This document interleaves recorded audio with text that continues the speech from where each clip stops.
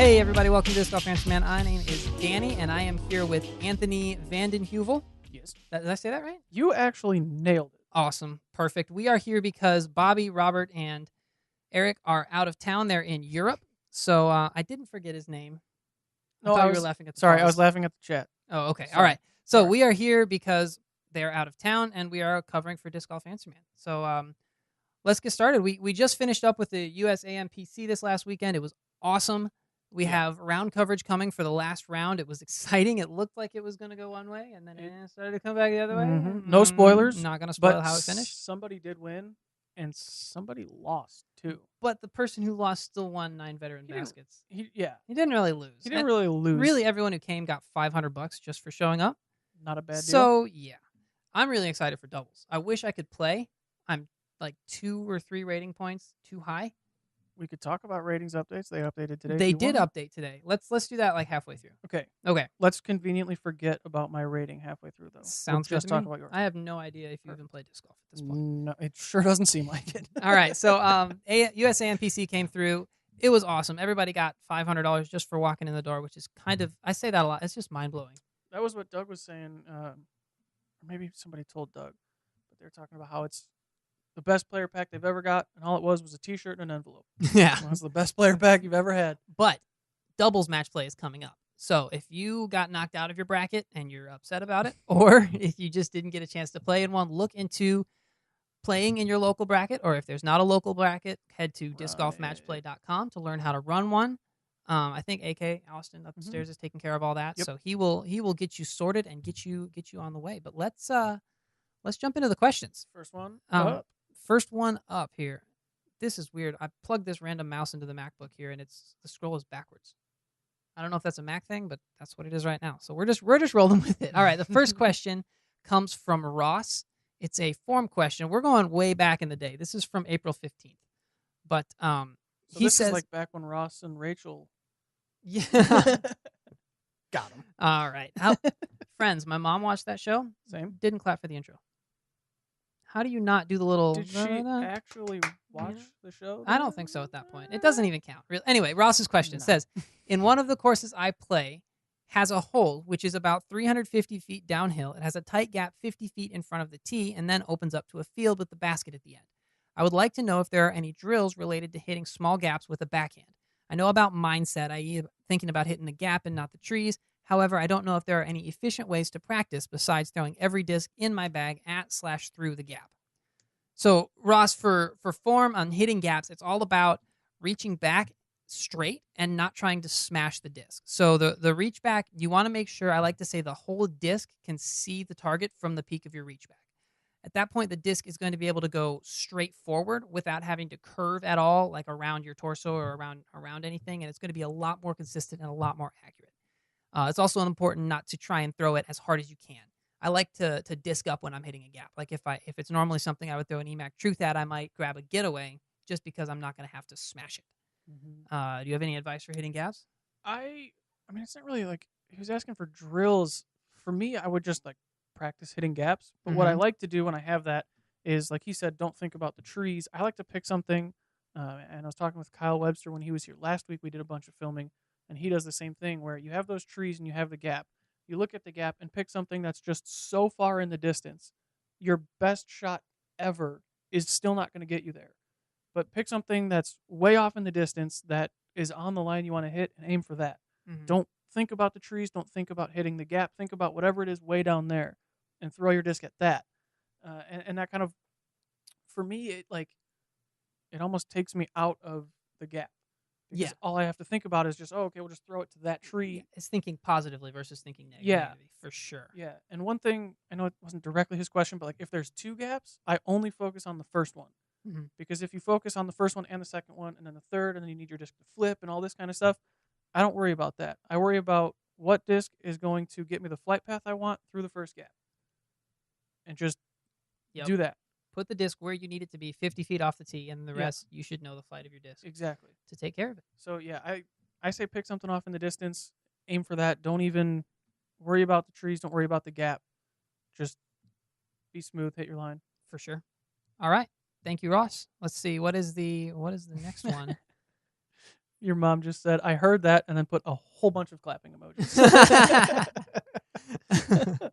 Thanks, Mom. That's All right. awesome. Next one is from Scott. Scott has another form question. He says he's a big fan of my videos. If you don't know, I have a YouTube channel. It's just under my name, Danny Lindahl, and I post usually form videos, sometimes goofy videos, mostly goofy videos, but some form videos, and that's what he's referring to. So they immensely helped me learn to play the game. Can you tell me the difference between strength training versus technique training and its relation to my throw? If I want to have a better drive, does one matter more than the other? Will a good strength training regimen help to increase my skills, or is it more important to focus on creating good technique? Scott, I would say 100% you have to focus on technique. Yeah. I am strongest man in the world. I've benched pressed at least 5 pounds twice. I've seen it. It's pretty impressive. Struggled on the second, but got there. I got there. I got it all the way up. Strength has very little to do with throwing distance. In fact, working out and getting those big, slow-moving muscles but powerful is not really going to be the best for the throw. You want to make sure you stay limber, more like a sprinting form. So in general, working out, you're going to want to make sure you're doing a lot of, I guess, yoga and making sure you're fit enough not to get tired in the middle of the round. Lots of stretching, but for improving your game, focusing on technique is going to be the best way to do it. 1,000%. I mean, think of all the top disc golfers like Eagle, Ricky, Paul. Like, they're strong, but none of them are bodybuilder, just muscles on muscles on muscles. It's all about your timing, your technique, your form. I mean, do that stuff to be in better shape. Yeah, just to be healthy. Yeah, but if you're doing something purely to get better at disc golf, your technique and your form and stuff is going to get you way better results way faster. For sure. There's to go too far in that direction. Some people might say that if you have like big muscles, I'm picturing like a big bodybuilder type guy, that they would get in the way of a good throw. I don't think necessarily that. I just think that they don't help. So I wouldn't like not work out so you don't get too big. Yeah. That's like accidentally winning a marathon or something like that. That's not how it works. You like Avery Jenkins is a big dude. Yeah. He's just a large human. Mm-hmm. But he's still good at disc golf. Like, he still throws you far. You can say that. He's a lot better than me, for sure. For sure. Wake him up at 3 o'clock in the morning on his worst day. He's left-handed. Yes. Probably not left-handed. Maybe not left. I'll put you against Avery left-handed. Thank you. Yeah. Thank you. All right. Next question here. This one is from KD. This is a podcast question. I'm probably going to let Bobby answer that one because he's more about that podcast Kevin stuff. Durant is starting a podcast? Kevin Durant. I was thinking kill death ratio in Fortnite, which is abysmal. Don't look it up. Anyway, this question is from Jack. It's another form question. He says, I started disc golfing when I was 11, and I've been playing for around 2 years. I always wanted to throw far, but I never practiced putting. I can throw 475 now, but I can't putt. I practice for 2 hours every day and can't seem to get putting down. My rating is 816, and it's hard for me to get my rating up when I cannot putt. What's your advice? This is actually a question that I had Robert answer in a video, and I've edited it together, and it's going to go out on an Instagram page. We are sort of slowly working on an Instagram page for this type of thing. Stay tuned for that. But it is answered and it is out there. The answer was, just for the people who don't go find that, go find it. But because Robert goes into great detail. Do they even deserve the answer at that They point? really don't, but I'm going to give it to him anyway. I'm going to give it to him like in 7 words. Nice guy, Danny. Practice putting like you do on the course. That's it. Missing? No, like develop a routine. Like put a mini down and walk up and go through your routine for every putt. That's basically what Robert says, but he talks about it a lot more in much better words. Much more better. Much more better. Much more better wordage. That's the way it works. For sure. For sure. There's a lot of form questions in here. I don't think I sorted them by that, but I'm kind of the guy for that, I think, right? This is another one that Robert answered. I should have deleted those. Okay, this one is from Mike. This is a rules question. During a tournament, is there anything you can do about player conduct from another card? I've played 3 tournaments and have noticed a complete lack of etiquette at the novice level. Chit-chat when players are teeing off, proper throwing order, etc. Most recently, a card playing 1 hole behind mine had a player who screamed his full head off every time he missed a line. Whoops. And sometimes when he hit his line, on every hole, the entire round, both rounds. To make it even worse, he won. Ooh. That's I'm one of just those imagining someone screaming half of their head off. I don't know how that would work, Is but that like first round, second round? First half is gone. The second. I First don't know. round? Okay. But what do you think? Is there anything according to the rules that you can do about player conduct from another card? I think so. I think that happened during, I believe it was GBO.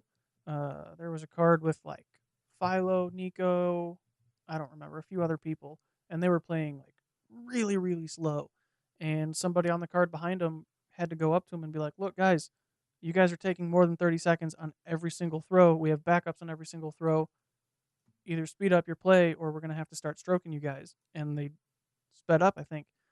So yeah, I don't know the exact rule. It looks like Danny's looking it up right now, but I mean, I don't Yeah. see why you couldn't. You're all still competing It in the says same field. I just looked up the PDJ rules. Rule 812 is on courtesy. This is 812C. It says a player receives a warning for the first violation of any courtesy rule, which shouting and any sort of disruptive, not any sort of disruptive, but shouting and I think playing out of order.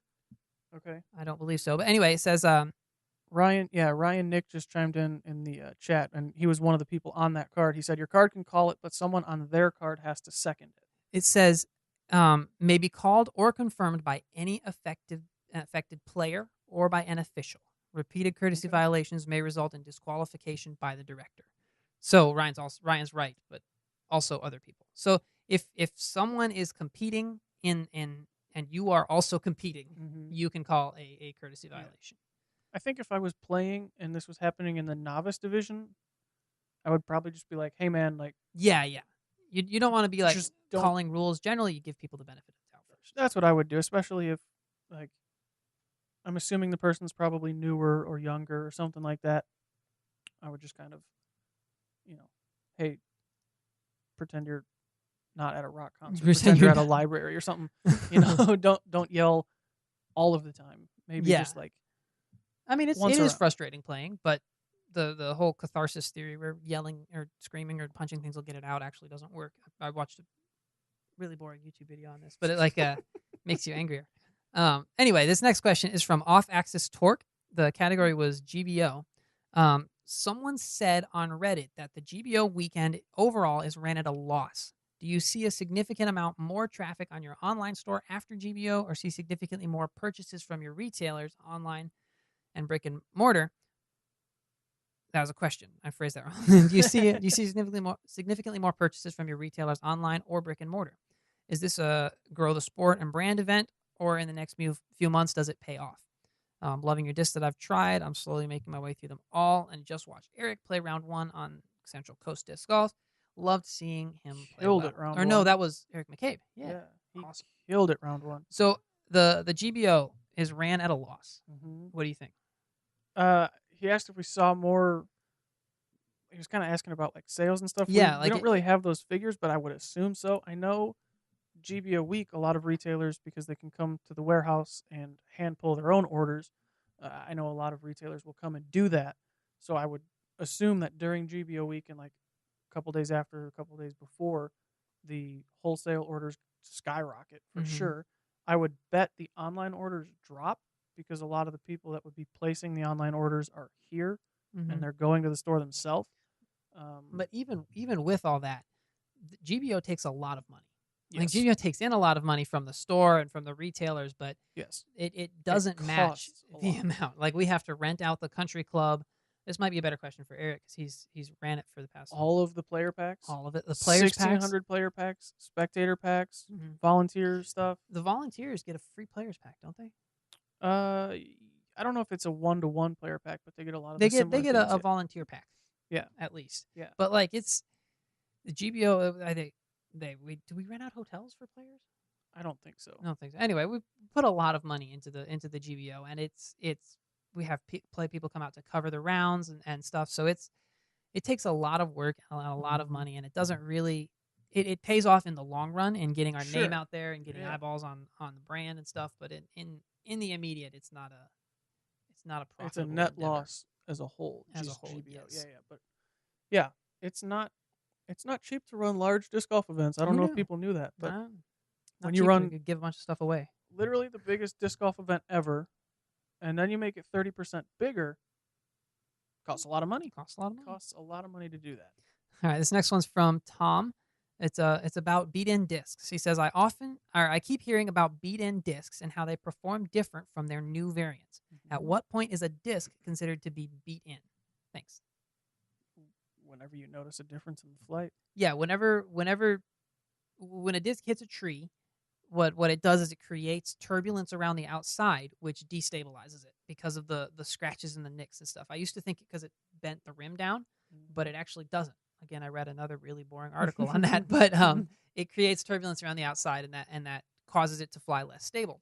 And so when you have a disc that is flying less stable than it's designed to be, that is when I would say the disc is beat in. Yeah, I mean, I've had discs that look really beat up and fly pretty similar, and I've had discs that look pretty new and fly way different, just because of whatever. They have one big chunk taken out of them or anything. So I don't think there's a set like, oh, you've hit 150 trees, it's now a beat-in disc. Mm-hmm. It's going to change with every disc, with every plastic, with every tree hit. I mean, you hit and arm speed too. Yeah, I have a Defender that's looks like it's fairly beat in, but it still flies really overstable for me. But if I don't know, Eric threw it or somebody with more arm speed than me threw it, they would probably see a difference in that. Probably a roller. Probably a roller. I do have a quick question here from the chat. I've seen it a couple times from Duck. He said, in a recent YouTube vid, you announced careers at Dynamic Discs. I went to your site about applying for jobs, but it doesn't say what jobs are open. What are they? I don't know. I don't have like access to that. I don't have any involvement in hiring. I don't either. I don't think Danny does either. But you can always email your resume to Doug. It's just Doug at Dynamic Discs. He's our HR. He's the one that handles all that. He would be the one to tell you what openings we have or what opening you would fit best in. So I would go ahead and do that. Doug at dynamicdiscs.com. All right. This next one is from Justin. Justin says, hi, Disc Golf Answer Man. Thanks for all the advice on these podcasts. My question is about brand loyalty. I bought my first discs about a year and a half ago, a Dynamic Disc starter pack, and have thrown nothing but Dynamic since. Nice. However, my brother has a bag mixed with Dynamic and Innova. I like the consistency I get with the disc by sticking with Dynamic. Do sponsored players have mixed brands in their bag? If so, is there an advantage to doing so? Yes and no. Like, I know our players are eligible to throw Dynamic Discs, Latitude 64, and Westside Discs. Some take full advantage of that. Some throw just Dynamic Discs. Some throw just Dynamic Discs and Westside. I'm sure same thing goes for other companies as well. So yeah, it's not like you're not going to have someone sponsored by us throwing Dynamic Discs and Innova. They could throw anything within our three companies' family, but I doubt. I mean, if you're sponsored by a disc manufacturer, yeah, it's going to be in the contract that you throw that discs or that manufacturer's discs or any sister companies of that manufacturer. And really, as far as brand loyalty, it's all about what works for you. There's a lot of people who will say you should throw all of one brand because of the consistency, and that's fine if that's what you're used to. That's the discs you know. That's fine. And there's another group of people who would say, if you throw all one brand, you are actually hurting your game because you aren't throwing a disc that might work better for you. And I would disagree with that second sentiment. That's not I don't really disagree with the first one. It's just it's kind of a spectrum. If you throw discs, you will learn those discs and you will learn how to throw those discs better. So if you have a disc in your bag that you know like the back of your hand, like I have a beat up EMAC Truth that is, I know just what angle to put it on and just how it's going to fly and just whatever power level and whatever wind. I know that disc like the back of my hand. It's awesome. So if I were to let's just say I got sponsored by Westside, and Westside had this weird clause where I have to throw all Westside. If I had to throw a Tursus or a different mid or as like a sling or something for that shot, it would hurt my game. But once I got used to throwing that disc and I knew how to work it, then I would be just fine. Yeah. There's not like a magic disc that's going to fly better. It's all about your knowledge of that disc.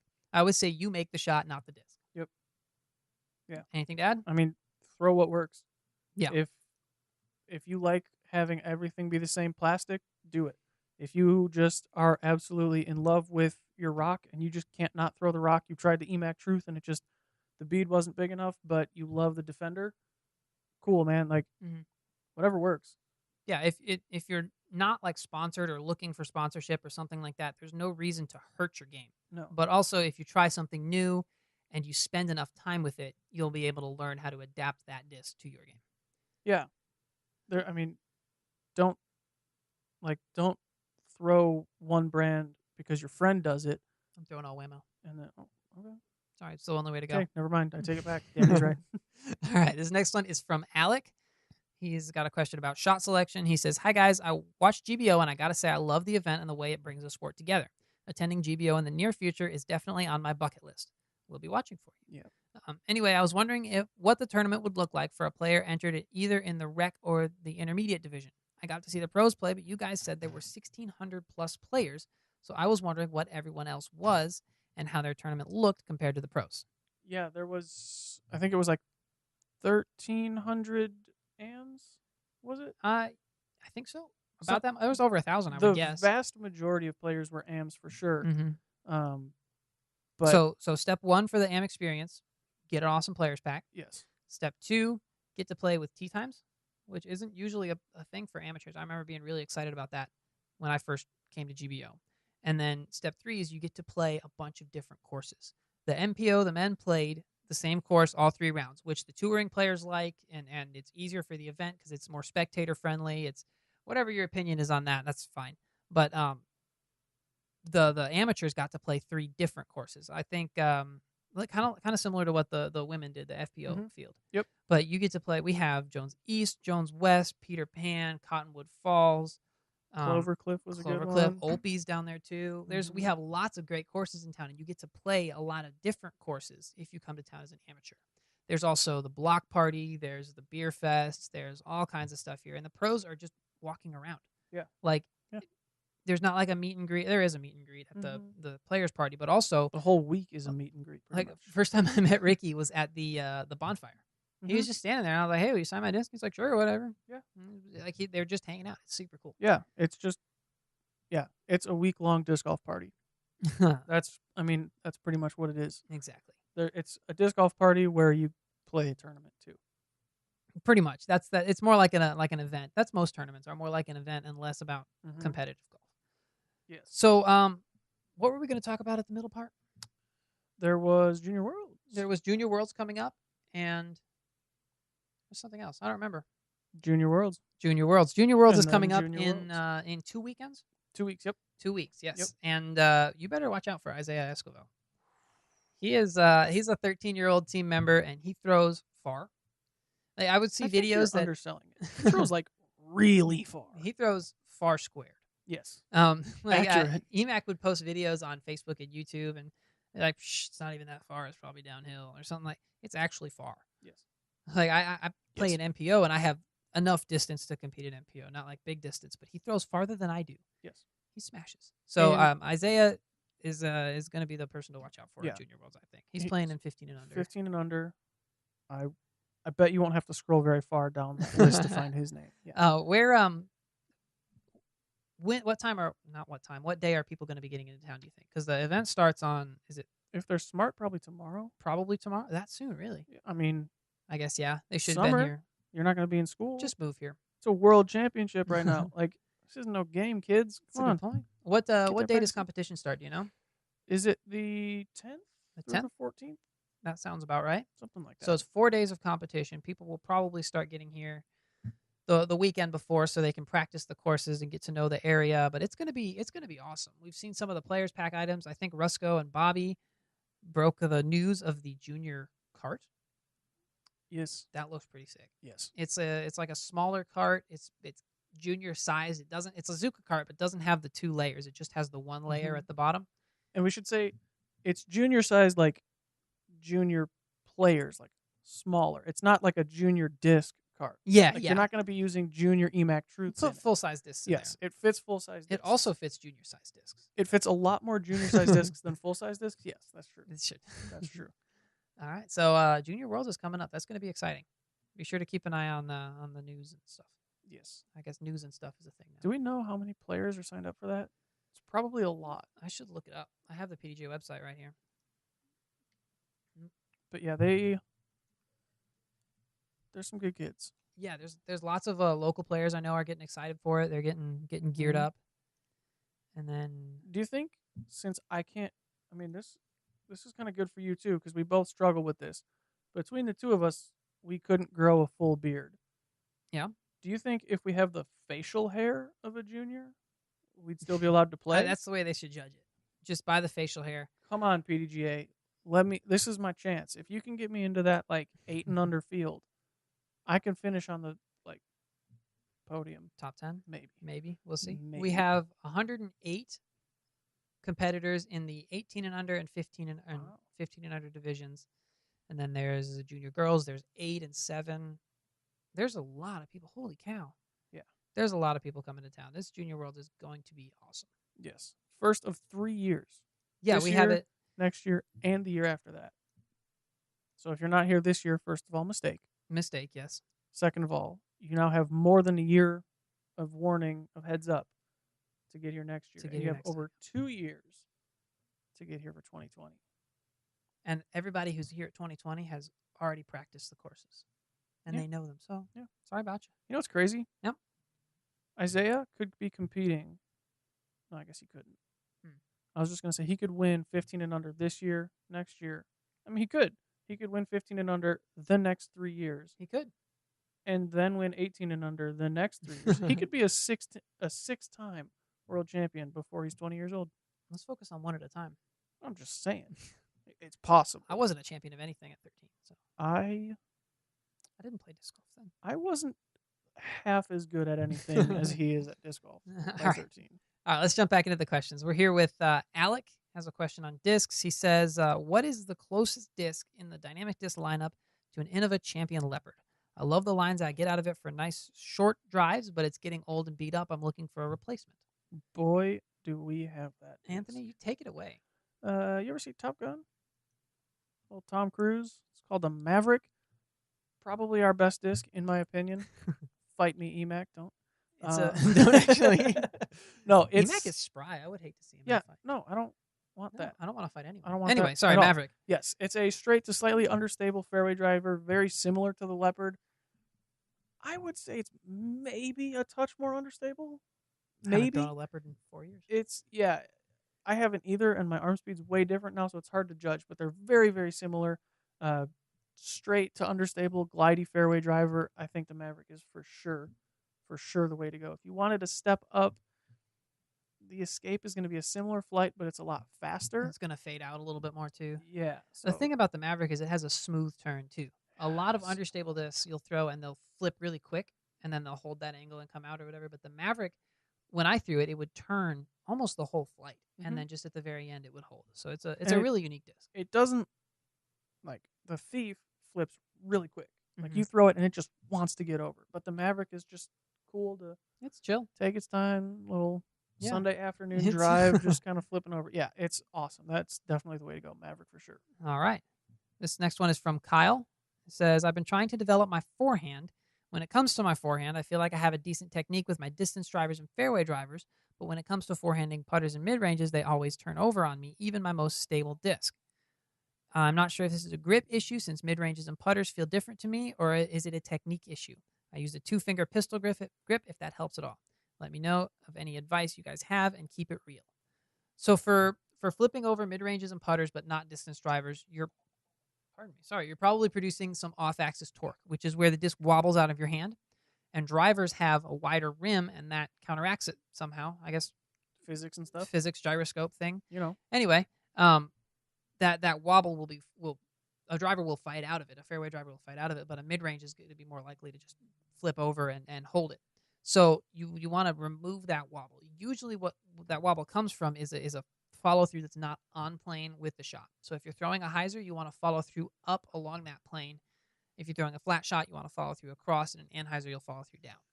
Also, for your grip, lots of times people will grip their forehands with their fingers sideways into the flight plate, but it's helpful to turn your fingers so they're gripping horizontally. So like the pads of your fingers here are against the flight plate. That should help add some power and add some spin. Yeah, and one thing that works for me on that is if I think about keeping the disc flat in my reach back, because I've noticed if I don't do that, I'll kind of bring my arm up, and then I'll come through like a little swinging motion, like Mm-hmm. I don't know that ride they have at all the amusement parks where you're in like the Egyptian boat and you just go up and down and Oh up and yeah. down. If I don't think about keeping my arm flat in my reach back, that's kind of what my sidearm will look like. And sometimes I'll get like the air bounces or it'll come out really nose up because of that. So if I focus on keeping my arm flat on my reach back, then my throw is actually going to come through flat and stay flat the whole time, which helps a lot with that. Mm-hmm. So, Along with powering down a little bit, not trying to no, smash it as hard. no, I just try and overpower the I off-axis try to torque. throw it as hard as I can. Yeah, if it barrel rolls all the way over, then it'll be a good flight. exactly. That's what you're going Yeah, for sure. It's all about power. Remember when we said technique versus strength earlier? Strength. Erase that. Definitely strength. Okay. All right, this next one's from Brian. He says, why are most mid-range discs slightly larger in diameter? And what factors might go into the development process to design a mid like the Suspect to be a smaller diameter disc? Also, he's asking for a Moonshine Suspect. I know you like the Suspect I'm a lot. also asking for a Moonshine Suspect now. That sounds amazing. I would love it. Glow Golf, all one disc round out at middle school in Glow Golf. I'm meet you there, dude. I'll do. Ask me if I'm scared. Let's nope, go. Not scared. Not scared. I couldn't even ask. As for what goes into it, I don't really know. I think it's just kind of like what they want for the disc type of thing. So a larger diameter disc is going to rotate slower just because it's a bigger disc. It's going to take more energy to get it moving. And so if you throw it the same way you would throw a driver, which is a smaller diameter disc, it's not going to be spinning as fast. So generally you want your larger diameter discs to be glidier and more placement discs versus a distance disc or like a putter would feel really weird to putt with a wide diameter putter. So the way you can tell what their diameter is by looking at the maximum weight. Mm-hmm. Because it goes off the density in the plastic. A wide diameter mid-range has a max weight of 180, but a smaller diameter driver has a max weight of like 175 or 174. Mm-hmm. So the purpose of finding a wide diameter mid versus a narrow diameter mid would be, I guess, just whether you want it to be a distance disc or an accuracy disc. I think wider discs will glide more too. So if you want something that's going to generally more stick where it hits, or be more of a point and shoot type disc, whereas a mid range is kind of more of a shot shaping type disc and stuff like that. Are there any wide diameter drivers? I don't believe so.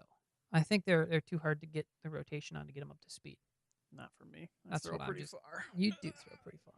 Anthony throws better than he gives himself credit for on the podcast, but as long as I'm outside the circle. That's it. By like outside the circle, I mean like 300 feet away. Accurate. Yes. Unlike my throws. All right, the next one here is from Brandon. He's got a question. I currently bag the following mids: Warrant, Truth, EMAC Truth, Suspect, Verdict, and a Justice. I'm trying to simplify my bag and was wondering if I can replace anything else in my mid lineup with an EMAC Truth in a different plastic type. Now, you don't throw the EMAC Truth, do you? I go back and forth. I've been trying out the Sling from Must Side Discs. Is a really good one. Good frizz. And then the Burst Origio Bard as well. Those look so nice. So pretty. The Bard's a little bit more overstable, but because it's the Origio, it can beat in pretty quick, and it can get a pretty straight flight out of it pretty quick. But the Verdict, if you get one of the Peter McBride EMAC Truths, or kind of a Sparkle Glow EMAC Truth, or just a regular those are stable Moonshine, or a Lucid X EMAC. Or a Lucid X, yeah.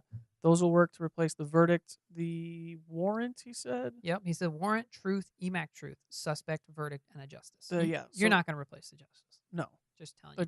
Yeah, you could go Justice, Peter McBride EMAC, or Lucid X EMAC, or Moonshine EMAC for a little more overstable. Lucid EMAC, if you get like a Biofusion EMAC. I used to throw the Biofusion EMAC a lot. It's a good disc. Yeah, you could take out your regular Truth, and then the Warrant is just, you're going to have to really beat up an EMAC Truth, so maybe like a Prime EMAC Truth or something like that, or a lighter weight Biofusion. I have an EMAC Truth that I've had in my bag since they came out in, was it 16? Dang. Was it 2016? Yes. I think so. Maybe. I've had it in my bag since then. I've actually lost it a couple times and gotten it back. Mm-hmm. But it's it has the glass blown open stamp, or what used to be the glass blown open stamp on it. Is it the yellow one? Yeah. Okay. And that flies still not as understable as a Warrant. No. So you're going to be hard pressed to beat in a disc that much. Yeah. I think if you just go Justice, different plastic EMACs, Warrant, I think you could cover all your shots for sure. All right. This next one is from Justin. He says, I've noticed that some of my shots often come out of my hand a tiny bit nose up, and I believe it to be holding back in my distance and accuracy. I've been actively trying to correct this and throw flat or slightly nose down, but I'm now starting to pull my shots too low. What advice can you give to keep my nose angle low but still get enough height under my shots? I think this is a question I answered in a video. This is like the most recent video that you just put out. It's just like in depth. Oh, on yeah. all of this. So the getting the nose down, there are 3 parts that generally people are doing wrong that get the nose up. It could be grip, it could be a couple of other things, but generally the 3 issues are reaching back too high, because that will cause a dip in your shot and that will cause your disc to come out nose up. This is generally, if I'm throwing nose up, this is what I'm doing, is because I'm reaching back too high.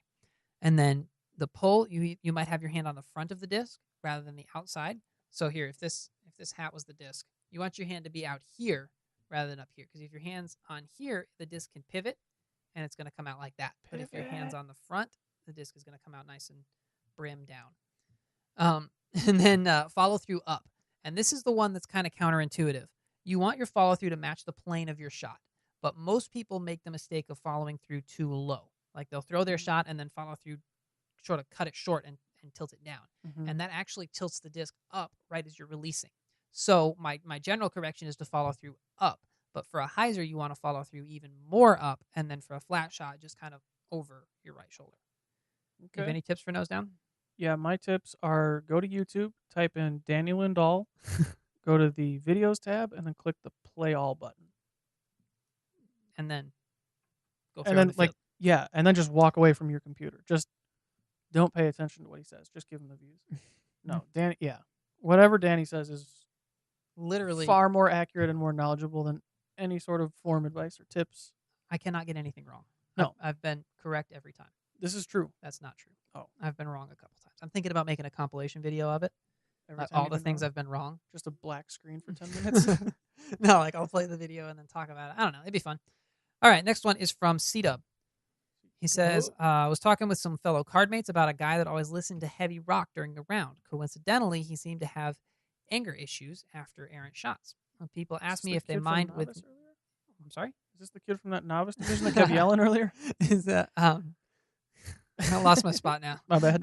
When people ask me if I mind if they listen to music, I now respond with what kind of music, as to avoid aggressive style music and play. What song or band would you play if you are driving, throwing an upshot, and putting? Like what song? I guess he's asking what song would you use to describe your mental state while doing that? Jeez. So when I'm driving, I want like, I guess I kind of think of like a smooth build and dubstep to the drop. Okay. Because it's like all chill, it's nice and smooth, and then as soon as it leaves my hand, it's like, you know. There you go. Just because it goes so far. Well, so far.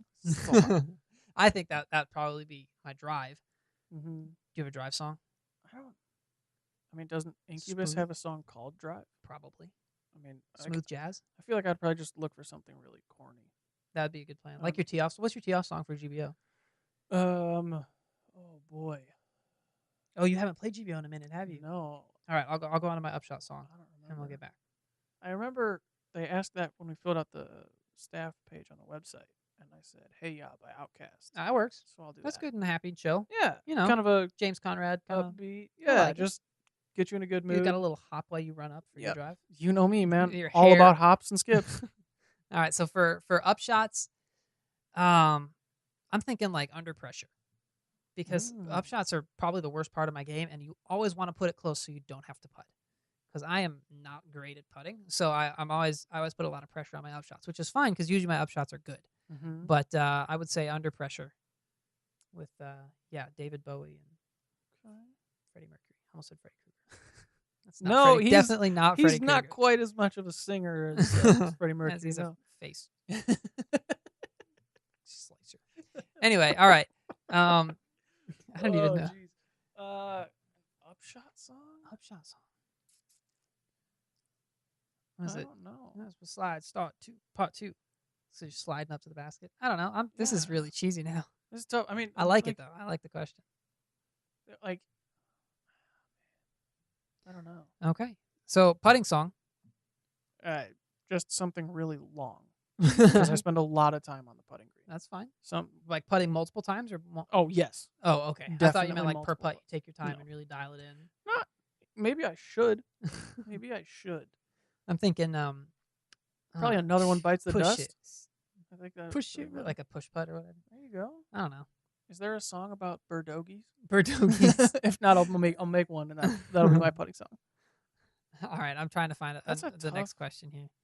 I don't know, cause like if I'm ever playing and listening to music, it's not like, all right, I want heavy metal for my drives, Yeah. and then as we walk up, I want to relax. Like it's usually just like, oh, I really like this album. I'm just gonna listen to this. But And like, then just like, I think he's talking about like if you had a montage for your drives, what song would you have? oh, Or like a montage for your upshots, what song would you put? if it's a montage, you gotta go like Eye of the Tiger or something. Oh right? yeah. Like just Oh, that's classic, a good putting song. right? Eye of the Tiger's a fantastic putting song. I'm gonna change that. Do it. I'm gonna I'll go. copy you. That's Okay. a good idea. Sweet, dude. All right, next one is from Jay. He's got a question. He That's says, "Hi guys, big fan. Thanks for doing the show and helping noobs like myself.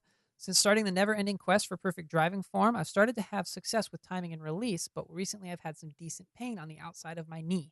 I assume it's from the torque I've been putting on my plant foot. I think it's around the meniscus area. Any tips on correcting plant foot rotation would be great." I definitely made a video about this one too. Yeah. I definitely did. I think it's on the Dynamic Disc Instagram. Okay. But basically, I'm not a doctor. Neither of us are doctors, unless you've got like a night job or something. Yeah, I actually got an honorary doctorate. Honorary doctor? No, That's not true. no. My advice on like plant foot rotation is do it. Yeah. Just You gotta set your plant foot up in the right spot. You want to turn your plant foot a little bit away from the target and set it down on the ball of your foot. Because if you're coming down on your heel, that's a lot of torque coming into your knee right there.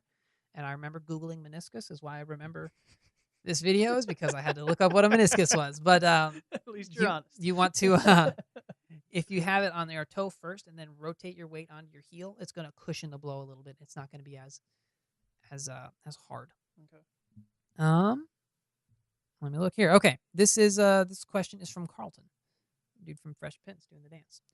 He says, I recently won a rec division tourney, but the competition wasn't great. It was on a shorter course, and I didn't play my best rounds. So I suppose my question is, should I move up in divisions now that I at least won a rec tourney? I'm mostly a sidearm player, but I'm learning to get a backhand down. I've always felt I needed to have a more rounded game to move up in divisions. Thanks, guys, for all you do in the sport, and keep it real. What do you think? I don't think you have to. I mean, if you won a tournament and felt like you didn't play great, then yeah, you're probably borderline moving up. But you don't have to. Like Yeah, if it was me, I probably would. Mm-hmm. If I felt like I was playing an intermediate golf level, I would play intermediate.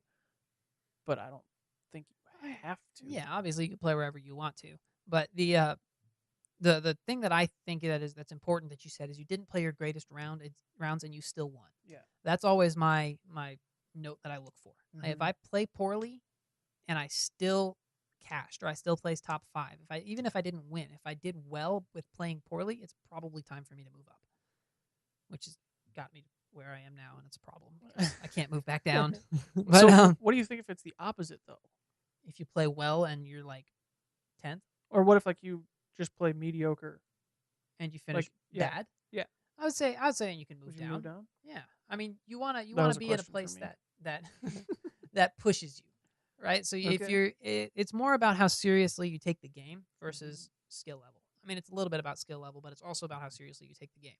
If you put the same skill level player on a rec card and they're, talking while other people are throwing and goofing off and not calling foot faults or stuff like that, like that's fine because it's a rec tournament. Obviously, you should play by the rules, and if people do that, you're completely justified in calling them, but it's to be expected at a rec level. But if you play intermediate or if you play advanced, then those people are going to be following the rules. Those are people going to be taking it a little bit more serious, and it also kind of depends what the environment you're looking for is too. Like if you want that casual, just everybody's hanging out there throwing frisbees, just don't expect to play your best golf.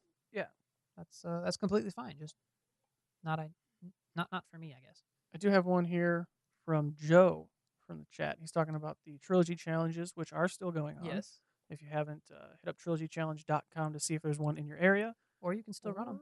You can still run one. Austin's got a lot of discs to send out. But he was asking about the musket, and he wanted to know: would you say it's kind of like a longer convict? I would say it's a similar distance, but like convicts start out fairly overstable, like they'll have a little bit of turn and a good long fade, and I think that's like what they're designed to be. But the musket has a little bit more turn and a little bit later fade, so I would say it's less stable, but a similar distance, maybe a touch farther, but not a lot. Isn't that what you would say? I'd say it's more like a shorter trespass. Yeah, that's what I think about it too. I mean, trespass and convict are kind of similar in stabilities for me, but yeah, I think if I had to describe it as a longer convict or shorter trespass, I'd say shorter trespass for sure. All right. So this one is from Nick.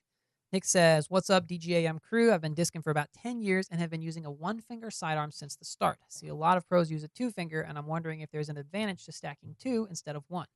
I know a big factor for grip is comfort, and I find the one finger more comfortable, and it provides a smoother release. Would it be worth it to put in some field work and develop comfort with two fingers? Thanks, and keep dominating the podcast world."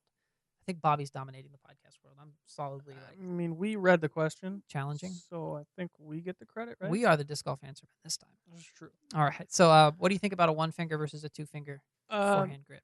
Yeah, I think you can get more control with a two finger grip, but like if a one finger is working and you're just out there crushing it, like go for it. But if your crushing it is 150 feet and somewhat accurate, then yeah, put in the work, put the two fingers in there. You can still get the distance. You can still, I think you get more accuracy. Yeah. But it does, there is a personal preference element to it. But yeah, I would say at least give two fingers a week, 2 weeks. It's going to feel weird for a day or two, but give it a chance. I think it'll give you better results. Yeah, I think a two finger grip is a lot more powerful, and it provides a lot more control, like what you're saying, because you have 3 points of contact versus two. So if I have, again, going back to, we should have had a disc here. Really I wasn't thinking. Sorry. So much for dominating. So two fingers here, it's all wobbly, right? I can grip it tighter, but it's still going to have that little bit of wobble in it. But if I put two fingers on the bottom, now I have 3 points of contact, and it's not going to wobble nearly as much. I mean, it's wobbling a lot still. Are you warm? Does that help? All right. So it's going to provide you a little bit more consistency in your release, but also some people will do the two finger grip, like I was saying earlier, with their fingers sideways. Make sure you're turning your fingers into the rim. That's going to have you add a lot more power, because with two fingers you have two fingers powering the shot rather than just one. So you get to use a lot more of the muscles here in your what is this, forearm? That would be the forearm. This would be an arm. You could use a lot more muscles in your arm to snap your wrist forward rather than just the one finger. I think that's about all I was saying. Yep, that answered his question. Okay. I just got an exciting text. I lost a Justice at Peter Pan. I got it as part of my player pack in GVO. Like the White Fusion? No. Whenever it's a loose one, yeah. When it first came out, it's a 167 yellow Justice. I lost it at Pan. You want to know how long it was ago? I believe I lost it during when there was that big media battle, and it was going to be like Answer Man against Smashbox, and then like that was the year I filmed with Central Coast, so we jumped in on it. Stu Mullenberg. Is that when I met you the first time? I think that was the year before. Okay. Because that when I played it. Yeah. I just there's a local guy who dives in all of our ponds, and he just texted me and said, "Hey, I got a yellow Justice." Nice. So it's just been swimming in Pan for 2 years now. Probably stinks. Probably is just smells like fish. Radioactive, but you got it back. It might still fly good, and that's what's important. So sorry, I was distracted. That's fine. Exciting news. All right, this next one is from Angelo. He says, "What do you do with a mold that's just not for you? Do you keep it, try to sell it, or gift it? Example of this is when I finally decided on a putter. I tried judges, deputies, caltrops, and wardens, and I went with the wardens. Now I have other molds taking up weight in my bag. What have you all done with this situation?" I am a hoarder. Yeah, I mean, I keep most of my discs, but it sounds like he's still bagging it. Yeah, I don't keep it in my bag. I put it in a bin. We have the dynamic disc bins that you can fill up with a lot of discs, and they stack to keep them all from warping, or give them away to newer players. Yeah, I think throw them. I mean, it depends what it is. Like, I keep most of my discs, but if it's something that like my girlfriend wants, she's like, "Oh, that's pretty. That would be fun to play with." I'll give it to her. Or my parents just started playing like a year ago, so if they were like, "Oh, we really like the Maverick," I would never give them a Maverick because they're all mine. But like if they really like the Witness or something, and I was like, "Yeah, I don't throw it anymore. I'll give it to them." But I definitely don't bag it. Yeah, if it's gonna fly bad, you don't want to bag it. No, if I'm not gonna throw the disc,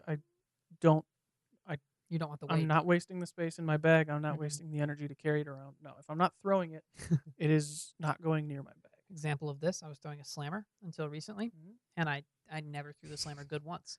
And so on hole 7 of East, I turned and threw it in the water. I don't want to throw this disc. I don't want it taking up the bag for the last however many holes. And for anyone who's 12 holes. been here, and they're probably very confused. For people that haven't been here, they probably think that's a water shot. No. Hole 7 at Jones East, there is not water that comes into play. Danny threw turned off the sideways. tee. Yes. I mean, 60, 70 degrees from the direction of the hole. Oh, I was trying to throw it in the water. Well, I know, but like some people might think, it's like Oh, hole man, it's a 4 bad at shot. East. Yeah, you just didn't throw it far enough. No. No, Danny threw sideways, over a street, over another tee pad, Over a pavilion. Splash. Into a pond. Respect, it's not a disc for me. Respect. Not a disc. It was a little bit spiteful. A little bit of frustration went into that throw, but all right, I got one from the chat here. Okay. I think we're going to answer one more question here, and then we'll close out the episode and go to the chat. Okay. Make sure we find a good one to close on. A good one? Yes. Is this a good one? Hopefully. This one just came in from Salak, I believe. Okay. Is how you say it. He said, "What do you guys think of putter-only rounds? Does it really improve form?" I think putter-only rounds will help you get a clean release, and it'll help you if you're having trouble with that off-axis torque, with that wobble. It'll help you develop touch and work on your angles. The one thing it doesn't help with is nose up, because putters will forgive nose up more than a driver will. So, yes, play putter-only rounds, but don't take all the discs out of your bag and only throw putters. Yep. Yeah, I love doing it. It's fun because I really don't throw putters all that often. Like you said, I think it'll help with your form a little bit, but I don't think just throwing putters is inherently going to give you better form. Yeah. So, yes. Do them. Do other things. All right, let's get the last question here. Okay. And then we'll talk about upcoming tournaments, and then we'll close out the episode and just do the live for a second. Wait. Can I just brag real quick? Go ahead. They always talk about this fantasy disc golf thing, right? Oh, yeah, you're crushing it. Eric always forgets his picks. I feel like Robert does most of them. Okay. I had my best week ever last week. It was like 1,200 something points. Did you win? No. Dang it. I'm in like 14th overall, and I had my best week ever, and it was, oh, hey, what's up, Robert? And Bobby just joined in. Oh, cool. Yeah, I had my best week ever. It's like 11 o'clock over there. Yeah. Go to bed, y'all. It's probably very late. Did you see Bobby? I'm going on tangents here. Never mind. He posted on Instagram. They were out playing. I mean, it was as sunny as it is right now, and it was 10:30 at night. That's okay. Don't go to bed then. Go play disc. No. See, like they always complain about their winters being really bad, but you have sun worth it all day in the summer, so you can play 24 hours a day up there. Okay, but yes, I had my best week ever.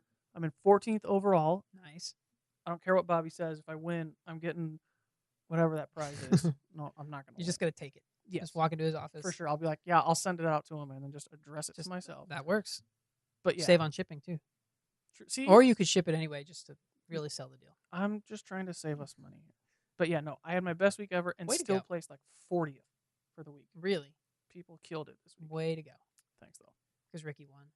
Well, everybody picks Rick. Hashtag pick Rick. Pick Rick. All right. The winner for the week, though, I did notice almost all of the people that beat me, I picked her as well, picked Paige Bierkes. Oh, second. Yes. Little Paige crushed it. Monster. Little Paige was like, she had to fight back the last round, too. She had a rough start to the last round, but watching Doug watch the scores come in, like the UDisc scoring, because we were out at the B tier or the match play, and he was jumping up and down on like a new knee. And he was ecstatic. That was cool to see. That was really awesome. All right, are we finally around to the last question? Yes. All right, this one is from Bill Huffman. Wait, we got to talk about... No, we don't have to talk about anything else. All right, this one is called Tournament Prep. He says, I'm getting ready for my first PDGA tournament. I've played many league rounds and a couple of unsanctioned tournaments. I practice 3 to 4 times a week during my lunch hour and play once a weekend. The last month, I've been working a lot on full power form videos with success thanks to Danny's video guidance. Thank you. The week prior to the tournament, should I continue to practice form or go with my form as is and practice throwing lines and approach shots or take the week off? What do you think? Oh, jeez. I mean, I think it really depends. It's hard. It's easy to burn out. I think if you're throwing full power shots for in the field like every day, that's gonna be hard. Yeah, I wouldn't do that. I wouldn't do that like for one day. I don't think I would do that, let alone all 3 week. to 4 rounds a week's like every other day. But I'm not throwing full power shots in the field. Yeah. for like, I mean, if I go out and do field work, it's like an hour. I mean, like this guy is though. Like he's every other day he's going out and playing around, and I don't think that's too much as long as you're not like sore or worn out. But No. he's also wondering about should he stick with his form as it is or keep working on it. Oops. I think it depends what you're working on. If it's something minor, then work on it. But if you're trying to like learn backhand, I wouldn't do that. Yeah, the week before a tournament. I would generally try to stick with what you're learning. Stick with what is better. Like if you know that a certain shot is better, then I would trust that. Like if I've been working on my reach back lately, if I know that a shorter reach back is going to be better for me, I'm not going to go to a tournament and reach back farther. I'm going to stick with what I've been working on and stick with that. Mm-hmm. But you don't want to like all of a sudden change your grip right before a tournament or change something that's going to drastically affect your throw. Mm-hmm. So what would you do if, well, you said reach back, so we'll do that. If you were working on your reach back and you have a tournament that starts on Friday, we'll pretend today's Monday. Are you going to start working on it, or are you going to say, okay, I'm going to wait till Sunday after the tournament, then I'm going to start working on my reach back? If I have a chance to throw in a field for 45 minutes, I'm going to go work on it. Really? 45 minutes is all I need. This So it's Friday morning, hour and a half before tea time. No. Then you're not? Okay. The day of, no. Okay. But the day before, sure. Because this actually happened at GBO between round 1 and round 2. I was like, I suck at putting. I'm going to go practice putting. And I also suck at throwing, so I went to practice throwing. And I worked on it. And I shot almost 1,000 rated second round. Damn. Not really. Dang, Daniel.